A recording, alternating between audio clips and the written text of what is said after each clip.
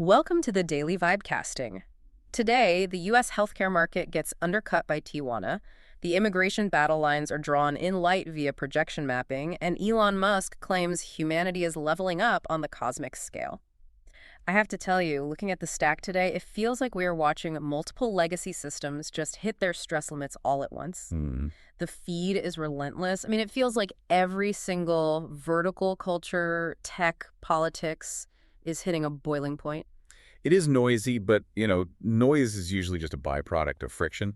My job isn't to get hyped on the volume. It's to figure out what's grinding against what. And you're seeing some grinding. Oh, yeah. Looking at the wire today, we're seeing some serious systemic grinding.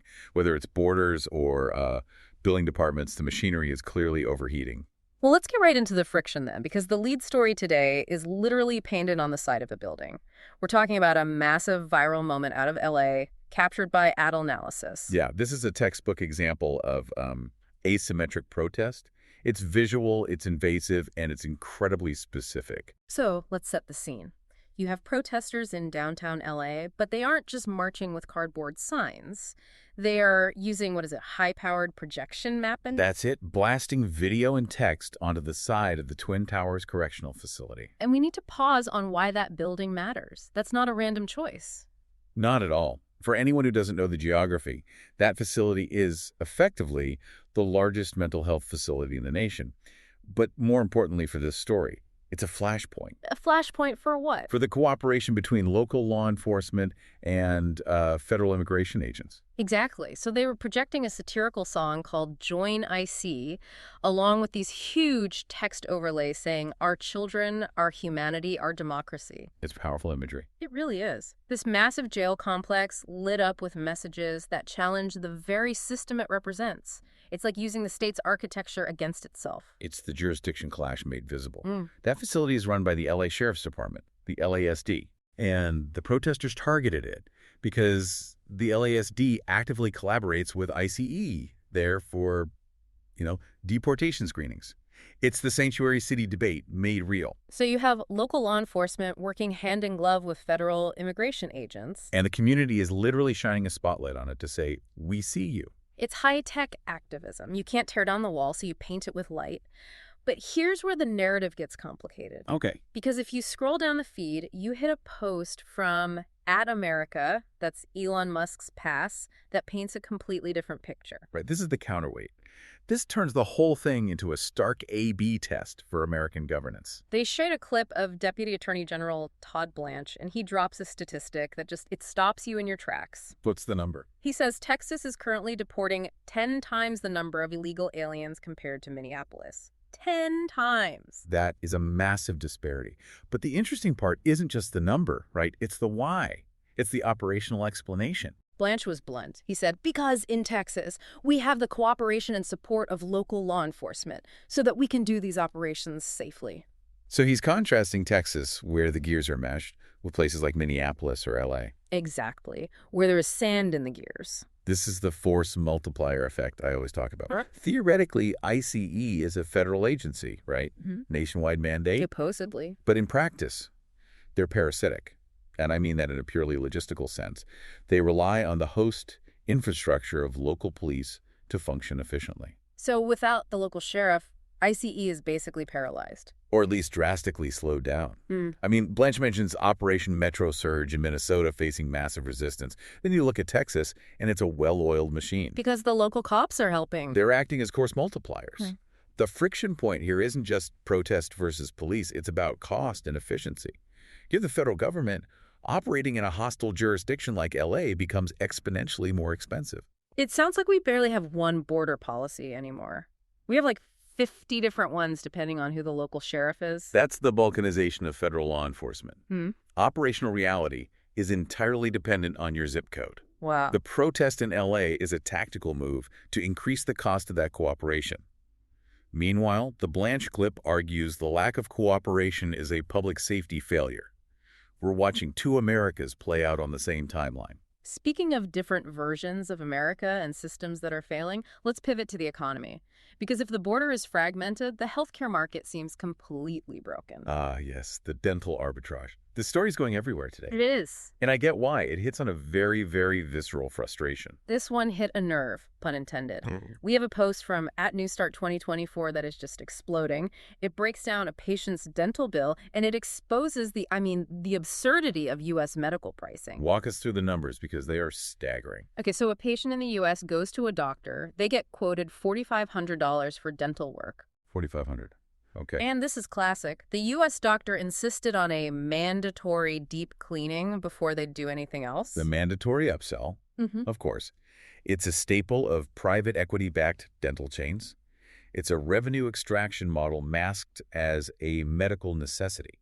Right. So the patient says hard pass, gets on a plane, and goes to American Biodental in Tijuana. Smart move. They send their records ahead, get quoted about $800.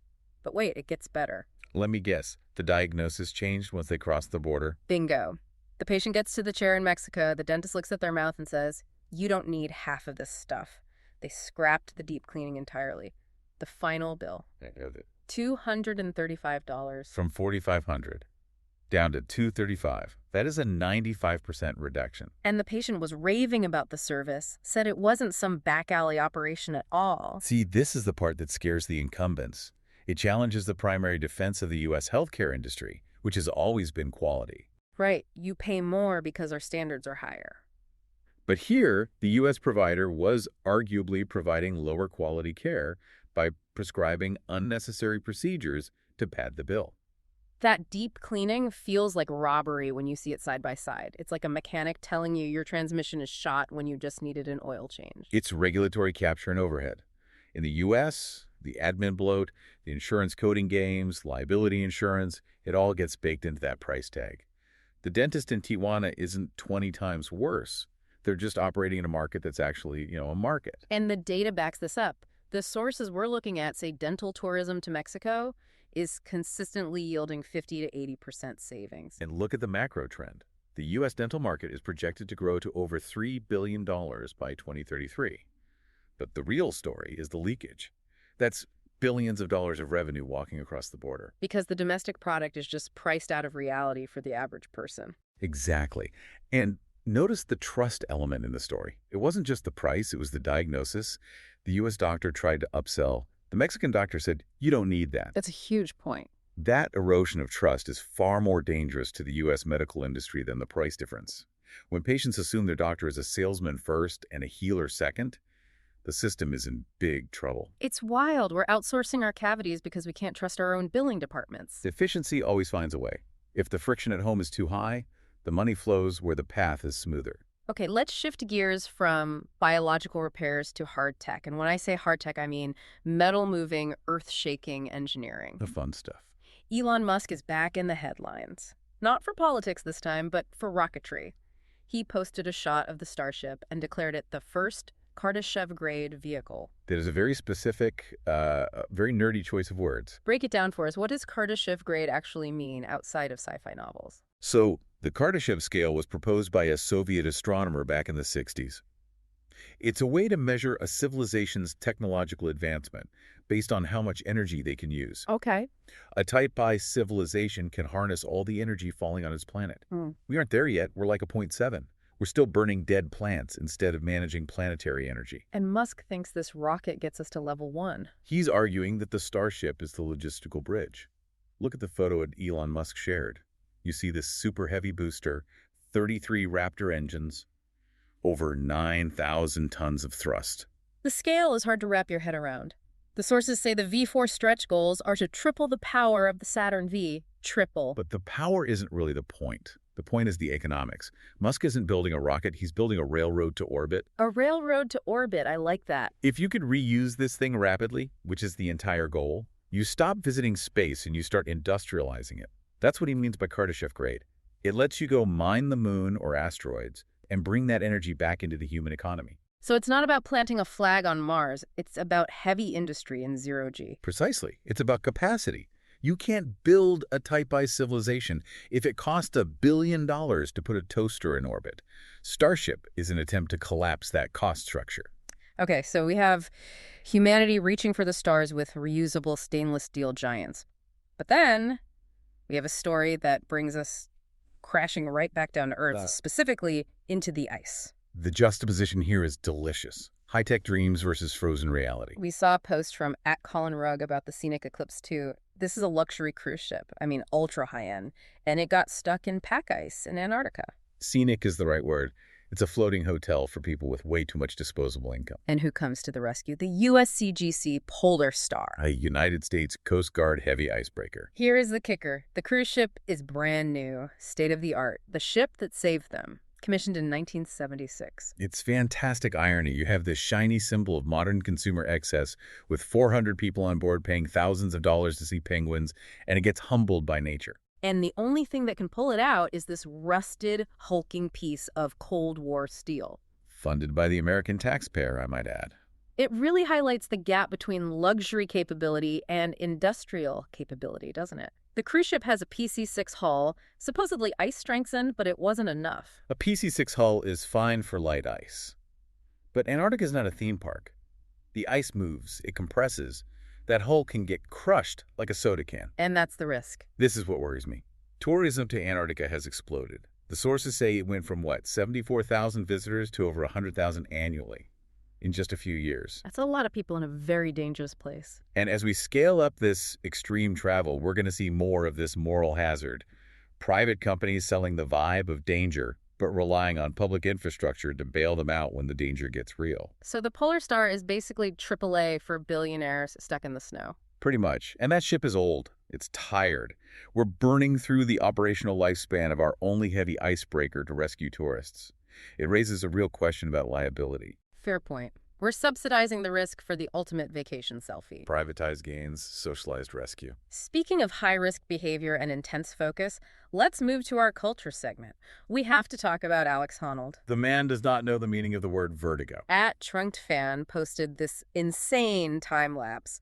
Honnold free-soloed Taipei 101. That's 509 meters straight up. No ropes. 101 floors of don't look down. He did it in an hour and 35 minutes, but what stood out to me was the mental game. He said the hardest part wasn't the climb itself, but the monotony. Yeah, he had to climb 64 bamboo boxes, these repetitive window sections. Over and over again. That is the insight. In high-performance environments, the enemy is usually complacency, not difficulty. When you're doing the same move for the 50th time, your brain wants to check out. But if you check out at 1,000 feet without a rope, you die. Exactly. He mentioned he listened to a Tool playlist to keep his pacing locked in. That's perfect. It is. Tool is rhythmic, complex, mathematical. It puts you in a trance state, but keeps you alert.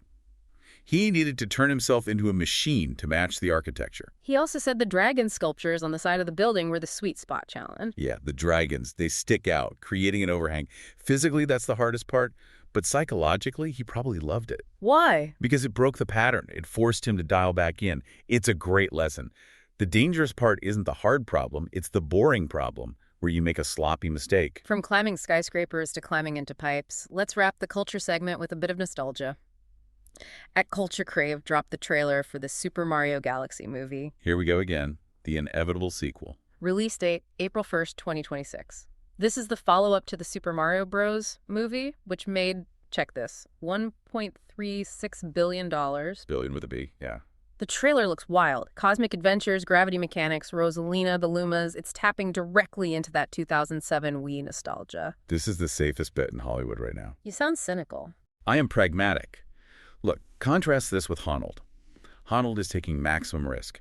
Nintendo is taking zero risk. Okay. The first movie printed money. Nintendo has a vault of IP that has been vetted by 3 generations of gamers. And Super Mario Galaxy is widely considered one of the best games ever made. So you think they're just mining the archives? Absolutely. They aren't inventing a new story. They're translating a mechanic. They're taking the gravity gimmick from the Wii game, which was revolutionary at the time, and turning it into a cinematic set piece. Yeah. It's smart, it's efficient, but let's be honest, it's risk-averse. Unlike Honnold on the side of that building, Nintendo was climbing with a very, very secure safety rope made of gold. Hey, if the rope is made of gold, why not use it? True enough. It's going to make another billion, easily. All right, we've covered a lot of ground. From LA protests to Tijuana dentists, from Starship engines to Mario Galaxy. Before we sign off, I need a prediction. What's coming down the pipe? I'm looking at that dental story. When you have that much revenue bleeding out of the U.S. healthcare system, the incumbents don't just sit there. You think they'll lower prices? No, incumbents rarely lower prices voluntarily. I predict we're going to see a push for regulation on dental tourism agencies. You'll see U.S. lobbyists pushing for laws that make it harder for insurance to cover cross-border work. Or ad campaigns warning about the dangers of foreign dentistry. Exactly. Just like they regulate drug imports. They can't compete on price, so they will compete on fear and regulation. That sounds depressing, but likely. They'll build a wall, but for root canals. That's the vibe. All right, that is a wrap for today. As always, the world is chaotic, but the patterns are there if you look for them. Keep casting those vibes. Stay skeptical.